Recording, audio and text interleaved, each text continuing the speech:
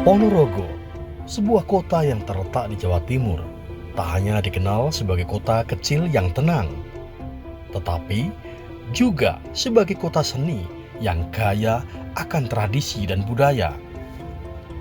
Dikenal luas dengan seni pertunjukan reog Ponorogo, kota ini memiliki sejarah panjang yang mengakar kuat dalam budaya Jawa. Reog Ponorogo sebagai ikon utama seni tradisional menjadi lambang kebanggaan masyarakat Ponorogo, sekaligus menjadi daya tarik utama bagi para wisatawan yang ingin merasakan keindahan seni dan budaya yang tak lekang oleh waktu.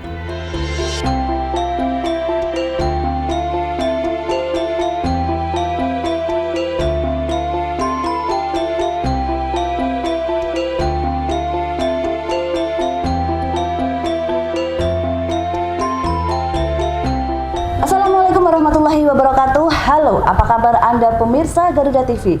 Kali ini masih bersama saya Deni Triarianti di Rembuk, Jawa Timur. Di tengah denyut budaya Jawa Timur berdiri tegak monumen Reog Ponorogo. Reog Ponorogo bukan sekedar tugu peringatan, melainkan simbol jiwa dan semangat sebuah tradisi yang tak lekang oleh waktu. Monumen ini memanggil kita untuk merenungi akar sejarah dan keberadaan para leluhur yang mengekspresikan identitasnya melalui seni yang sangat memukau. Seni reog bukan hanya pertunjukan, ia adalah denyut kehidupan, kebanggaan, dan jati diri dari sebuah kota yang terus menyalakan api kreativitas dan tradisi. Dan tak ada lain lagi, tentu saja kota ini adalah kota Ponorogo.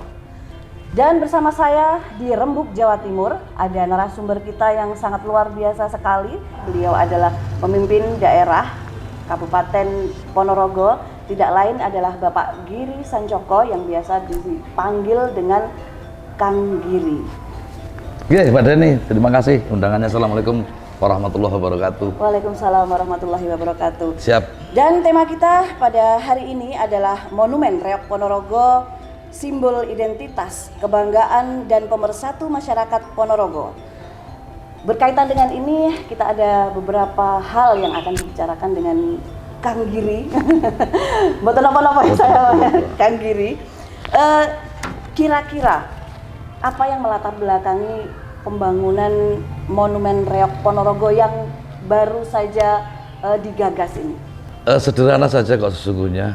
Kami ingin setiap sejarah, kami ingin setiap torehan takdir yang dikumpulkan oleh para leluhur hingga turun-temurun hingga sampai hari ini itu ada semacam literasi yang tentu bisa menjadi pengingat. Pengingat itu tidak sekedar mengingat leluhur saja, tapi menjadi bukti legasi bahwa leluhur kita ini orang beradab yang punya pikiran adiluhung, punya budaya adiluhung, punya konsep besar untuk membangun sebuah peradaban. Maka terciptalah budaya. Nah, tugas kami sebagai generasi penerusnya adalah tatahan-tatahan mosek kehidupan yang sudah diturunkan oleh leluhur itu menjadi sebuah epicentrum biar anak-anak muda, generasi setelah saya jauh ratusan tahun yang akan datang, dia mengingat leluhurnya dengan cara yang sangat literasi.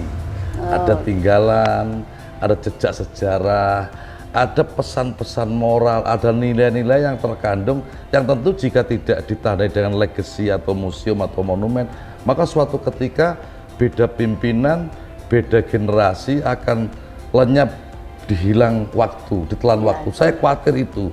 Kadang-kadang kita sejarah perjuangan bangsa saja, siapa yang menang, tentu yang menorehkan sejarah. Ini bukan bicara menang dan kalah, saya pengen kemudian setiap langkah, setiap jejak leluhur terpotret menjadi satu. Biar anak-anak muda, generasi penerus bangga bahwa oh leluhurku ini leluhur yang adiluhung, yang punya konsep besar dalam membangun kota yang dicintai. Ya, luar biasa sekali. Terus ada satu lagi Pak, kira-kira tantangan yang terbesar selama proses pembangunan monumen ini apa? Tantangannya karena anggarannya sempit, itu pasti. Anggarannya sempit. Di antara rakyat membutuhkan jalan bagus, kita harus menyisihkan sesuatu untuk berbuat dan berpihak kepada peradaban. Di antara kebutuhan yang pendek-pendek. Lalu kemudian tentang kepemahaman, begini ya, Rasul pernah bercerita ketika suatu ketika Isra dan Mi'raj disampaikan bahwa pada zaman itu belum ada kapal terbang, belum ada pesawat mobil, belum ada pesawat terbang, belum ada jet, belum ada pesawat cepat lainnya. Bercerita Rasul, saya Isra Mi'raj tadi malam dari Masjidil Haram ke Masjidil Aqsa berapa ribu kilometer, kemudian naik ke langit ke-7 ke Sidratul Muntaha, lalu kemudian turun sebelum subuh. Saya sudah sampai kembali di Masjidil Haram, mendapatkan perintah banyak hal. Tiap-tiap tahapan langit mendapatkan pesan-pesan bagus, diberikan contoh soal oleh Tuhan tentang sholat, tentang apa, mendapatkan perintah sholat. Kita bayangkan kepada orang yang tidak ada pembanding teknologi, berapa ribu kilo bisa ditempuh dalam, kan orang tidak akan pernah percaya. Maka persetujuan rakyat kadang-kadang membutuhkan pemahaman-pemahaman. Nah, saya harus bisa meyakini kepada rakyat, ini tidak proyek egois, ini tidak proyek gengsi, ini tidak proyek mercusuar yang hanya tanpa kajian. Ini adalah sesuatu yang kita torehkan bersama-sama untuk kemudian tidak hanya untuk mengingat masa lalu, tapi mampu kita proyeksikan untuk jauh ke depan biar awet dan panjang usia. Oh iya, luar biasa. Itu tantangan. Kalau bicara tentang pandangan masyarakat itu Pak, kira-kira bagaimana proses monumen tersebut? Apakah melibatkan seniman lokal, mungkin seniman nasional, dan respon masyarakat sendiri, masyarakat Ponorogo sendiri terhadap monumen itu seperti apa? Saya kan awam terhadap desain, awam terhadap teknologi sipil, awam terhadap arsitek. Maka awal-awal biar kemudian mendapat justifikasi publik dari semua arsitek, mendapat justifikasi dari semua yang ahli, maka awal-awal kami launching untuk kita festivalkan. Festival Monumen Reog seperti apa? Difestivalkan banyak arsitek, ratusan arsitek ikut bertarung. Lalu kemudian yang mendekati konsep kami, lalu kemudian dihitung, yang mampu menghitung mulai dari RAB-nya, mendekati detail engineering desain, mendekati banyak hal, lalu ada juara. Nah, juara ini kemudian dimintakan izin kepada pemilik juara, nanti suatu saat ini akan kita pakai untuk rujukan untuk membangun monumen Reog itu. Artinya secara arsitek kami tidak pernah mengabaikan bahwa itu ilmu pengetahuan, tapi jangan sampai gagal budaya, jangan sampai gagal seni, jangan sampai gagal makna. Maka kemudian harus kita kolaborasikan dengan para seniman seperti apa. Akhirnya muncullah yang sekarang sudah jadi main buildingnya, tinggal ini kan kita anggap casingnya, tapi nanti soft programnya sedang kita atur bersama-sama, mulai peninggalan-peninggalan. Di dalam museum itu kan ada museum ya, ada artefak-artefak yang kita digitalisasi, yang nanti mampu kita terjemahkan kepada bahasa melalui digital biar anak-anak paham. Jadi memang tetap mengedepankan modernitas tanpa meninggalkan budaya-budaya lokal gitu ya Pak? Kan memang begitu, budaya itu kunonya dapat, kininya dapat. Oh iya, betul. Kuno kininya dapat. Kuno dapat, kininya dapat. Baik, untuk segmen ini kita jeda dulu, Ya, nanti siap. kita akan kembali lagi di segmen selanjutnya. Pemirsa Garuda TV masih bersama saya Denny Tri Ariyanti, nanti kita akan ketemu lagi di segmen selanjutnya di Rembuk, Jawa Timur.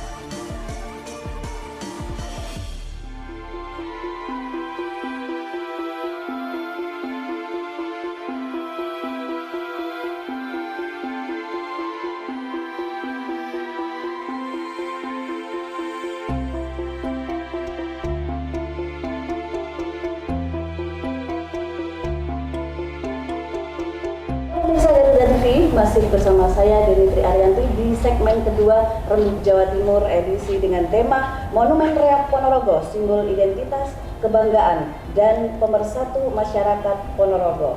Dan tentu saja kita masih bersama Kang Giri yang sangat luar biasa sekali. Siap. Tidak hanya bupati, tapi beliau adalah semacam sesepuh begitu ya, yang tahu segala hal tentang Reok Ponorogo. Tentu saja nanti akan memberikan pengetahuan tentang Reok Ponorogo buat seluruh masyarakat. Dan berkaitan dengan itu pengetahuan, ada pertanyaan, ada program edukasi atau kegiatan masyarakat yang terkait dengan monumen ini apa? Kan di dalam monumen itu tentu monumen harus tinggi. Itu kenapa tinggi? Kenapa kami pasang tinggi? Kadang-kadang saya pengen mengalahkan Garuda Wisnu Kencana, bukan karena pengen mengalahkan, tapi membuat sesuatu yang kalau dalam bahasa koran satu kata namanya halo effect. Satu kata untuk memulai menulis itu namanya lead, itu namanya halo effect. Ketika kota tidak ada halo effect, maka kota tidak pernah dilirik oleh orang. Maka saya pengen setinggi dulu, lalu kemudian setelah tinggi kan menjadi menggoncang, memikat orang, lalu orang pengen tahu. Nah, baru kemudian di dalamnya masuk ke ruang yang disebut museum. Nah, di museum ini penuh dengan edukasi yang sangat detail, tidak boleh gagal ilmu pengetahuan. Sejarah tentang Ponorogo, sejarah tentang seninya, sejarah tentang budayanya, sejarah tentang politiknya, sejarah tentang pesantren sebagai kota santri. Tegalsari adalah pesantren pertama di dunia. Itu menjadi, saya punya manuskripnya yang nanti kita pamerkan di Museum Reok. Tapi semua artefak itu kami sajikan tidak sekedar asli saja, tapi kami terjemahkan secara bahasa digital agar anak-anak muda besok itu mau dan mampu melihat itu. Karena anak-anak sudah bergeser dari masyarakat baca menjadi masyarakat lihat. Sekarang membaca itu sesuatu yang agak mahal. Maka lihat, saya pengen kita kembali ya melihat ya sambil membaca, biar kemudian anak-anak tetap membaca tetap jauh lebih bagus lah. Apapun kan dari cetak ke teknologi gitu ya, itu visual ke baca itu walaupun sama-sama seimbang, tapi saya pikir kalau membaca jauh lebih mendalam. Nah, maka dalam Quran surat pertama yang diturunkan Iqra. Nah, Iqra, baca, bukan lihat kan, baca kan. Artinya membaca itu penting. Maka di museum akan penuh dengan narasi yang sangat bagus tentang sejarah, lalu kemudian yang kita proyeksikan untuk masa yang akan datang untuk anak-anak. Itu edukasi. Iya. Berarti ketika kita datang ke sana begitu, kita akan melihat seluruh edukasi yang ada di situ, nilai-nilai budaya maupun pengetahuan. Bagaimana ekonomi hijau berpihak kepada lingkungan, nanti ada konservasi burung merak, ada banyak lah di luas lahan yang 30 hektar di samping yang mengitari museum dan monumen Ponorogo. Ada wahana-wahana edukasi dan wahana mainan. Itu wahana itu sekarang sudah terbentuk atau belum? Belum, sedang konsep, tapi kan setidaknya sudah ditandai bahwa wis bangunan museum dadi, monumen dadi, berarti semuanya akan jadi, kan begitu kan? Iya. Kan pasti akan jadi. Ya, menghidupkan perekonomian masyarakat juga. Otomatis sekarang menjadi epicentrum kan. Kenapa saya taruh di Sampung? Ini Sampung ini, saya sadar ya, awal saya bangun Ponorogo ini kota yang secara geografi tidak dimewahkan oleh alam semesta. Kami tidak punya laut, kami tidak punya tol, kami tidak punya bandara, kami tidak punya stasiun, kami jauh dari.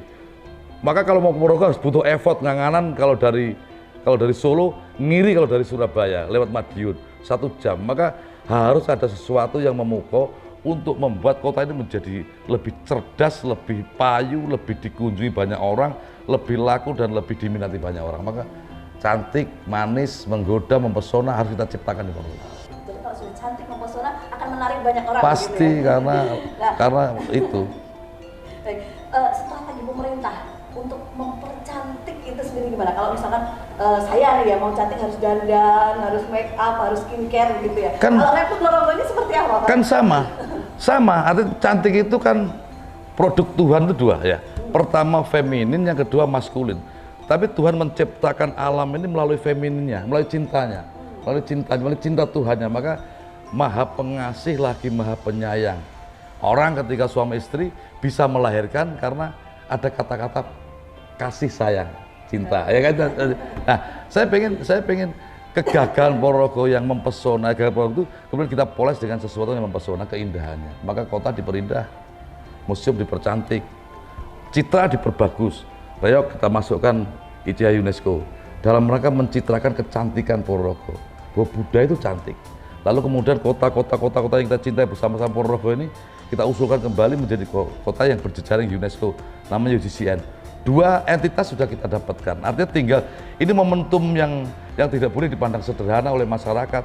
Kita harus sambut semuanya dengan gemuruh. Momentum ini kita berjejaring dengan kota cerdas, kota kreatif di internasional. Maka Ponorogo sudah bersanding dengan Maroko misalnya, bersanding dengan banyak kota di entitas craft and folk art. Craft itu kriak, folk art itu pertunjukan rakyat. Itu hanya ada 64 kota di dunia yang menyerupai Ponorogo.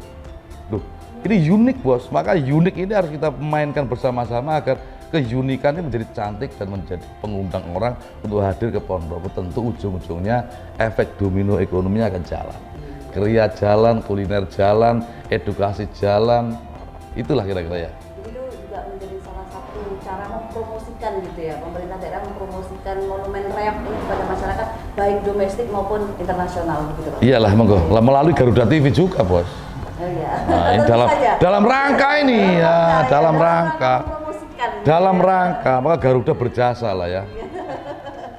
Ya, mudah-mudahan nanti bisa saling mensupport gitu. Ya harus simbiosis mutualisme dengan Garuda TV. Iya, mungkin kembali pada di awal. Kapan monumen ini dibangun dan kira-kira kapan diresmikan? Kan sudah dibangun.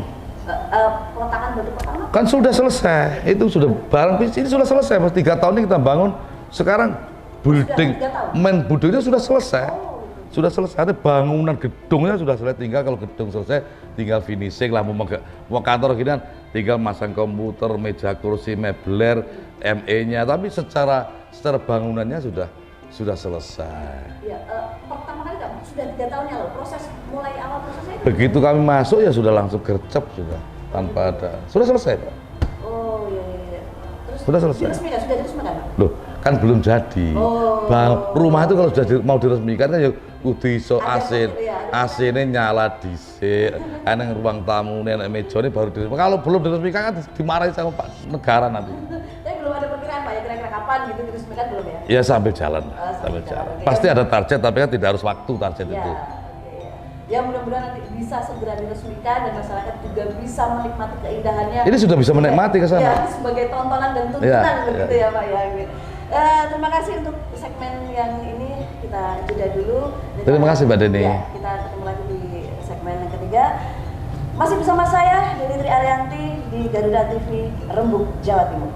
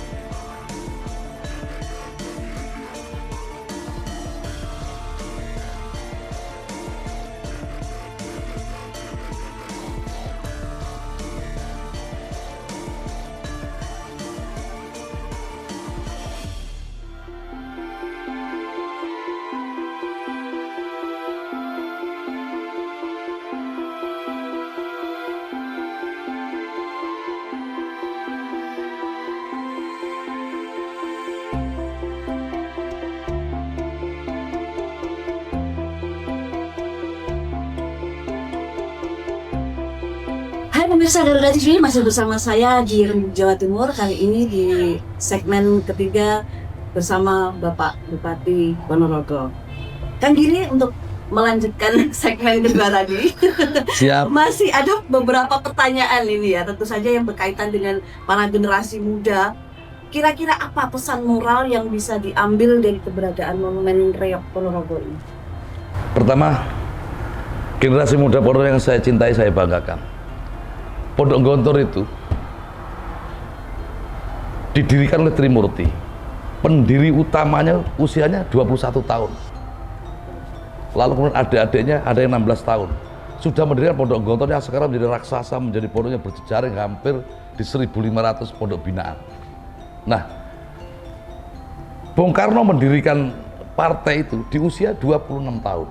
Bayangkan. Nah, generasi muda Ponorogo, friend, leluhurmu itu orang hebat-hebat. Maka saya pengen coba kita berkaca ke belakang. Maka ke depan Anda akan menemukan bahwa ternyata kau lahir dari generasi yang luar biasa.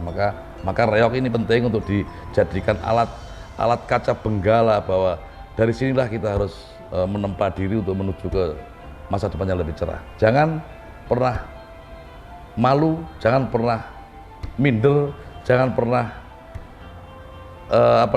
jengah untuk menggantungkan cita-cita setinggi langit. Saya yakin dengan cara itu maka peradaban semakin bagus. Walaupun cita-cita tinggi, tapi tetap takdim, tetap berbudaya, dan itu ala Ponorogo. Gitu kira-kira, Mbak. Menurut jenengan, bagaimana cara generasi muda itu dapat menjaga dan memaknai simbol ini sebagai kebanggaan daerah? Mungkin salah satunya contoh mungkin dulu pernah diakui oleh negara tetangga begitu ya, untuk menjaga itu seperti apa? Karena saya tidak pernah gelisah dengan misalnya diklaim oleh negara tetangga, karena budaya itu sharing ya, Mbak Deni ya. Kalau Ponorogo dipakai di Malaysia, dipakai di Korea, dipakai di Jepang, dipakai di Washington, dipakai di manapun, saya justru malah gembira. Justru malah saya bantu, saya mengirim ke reog ke Washington, ngirim ke Australia, berikut pelatihnya. Ini budaya harus sharing. Kenapa kemudian kita mendunia? Karena memang harus bisa dipakai di dunia, harus bisa reog harus disebarkan di dunia manapun biar semakin moncer. Monggo diklaim silahkan. Tapi jangan reog mana lah ya, tetap reog Ponorogo di mana gitu. Saya tidak menyebut data. Jangan diklaim lahir di sini, jangan. Ini sejarah. Tapi pakailah sepakai-pakainya. Tapi nilai dan maknanya harus tetap tidak bisa tidak jadi cerabut dari akarnya. Itu yang paling penting itu. Jadi kemudian peran masyarakat atau baik itu sejarawan lokal maupun sejarawan nasional yang mungkin sangat paham sekali, mungkin juga leluhur atau tokoh-tokoh masyarakat ini dalam menjaga narasi sejarah Ponorogo ini agar tetap otentik seperti apa? Saya kok tidak terlalu penting apakah itu otentik atau tidak. Yang penting kemudian kita sudah bisa menancapkan literasi yang baik, ada museum, ada peninggalan jejak sejarah, mau dimainkan kamu, budaya selalu evolusi. Korea itu berkembang karena drakornya, tidak otentik. Tapi dia mampu menerjemahkan semua nilai Korea sehingga semua dunia menjadi geger kenal dengan drakor. Kan nggak ada yang otentik. Nah, saya hanya ingin bahwa anak-anak muda berpijak dari budaya, berpijak dari sejarah, berpijak dari memahami leluhur, maka dirimu tidak akan kehilangan akar. Andai kan Anda menjadi kapal di laut yang terombang-ambingkan, Anda punya jangkar. Gitu. Anda masih punya jangkar, punya karakter. Nah, karakter itu yang sulit untuk dimiliki anak-anak sekarang, maka harus berkarakter. Reog itu bagian dari pembentuk karakter bangsa yang saya pikir, kenapa sih reog? Gagah kan, agung, ketegas harimau, tapi juga bisa indah seperti merak, indah. Artinya gagah, tegas, agung itu masih sembunyikan gagahmu, tapi indahlah seperti merak. Itu loh ya, itu loh Mas. Cantik itu loh, indah seperti merak. Estetik dan menarik. Estetik, gitu ya. gagah itu kan perkara keputusan. Hanya ketika membela kebenaran harus tegas, penegakan keadilan harus tegas, mendidik harus tegas. Tapi tampil kegagah itu kan lebih bagus, tampil indah, mempesona, ya kan? Apapun itu, entah itu wanita atau laki-laki, kalau indah mempesona kan menjadi Sudah indah gitu di mata juga enak. enak dipandang. Cewek kalau indah barang indah dipandang juga cantik, apalagi sudah indah wangi lagi. Iya. Gitu loh. Ini memang menarik sekali kalau bicara tentang keindahan dengan Kang Giri Iya. ya. Sangat paham dengan segala tentang keindahan. Ya, dan yang terakhir sekali itu jenengan sebagai kepala daerah, harapan Bapak Bupati terhadap peran monumen ini dalam membangun kebanggaan dan identitas Ponorogo di masa depan seperti apa? Seperti apa? Mohon maaf.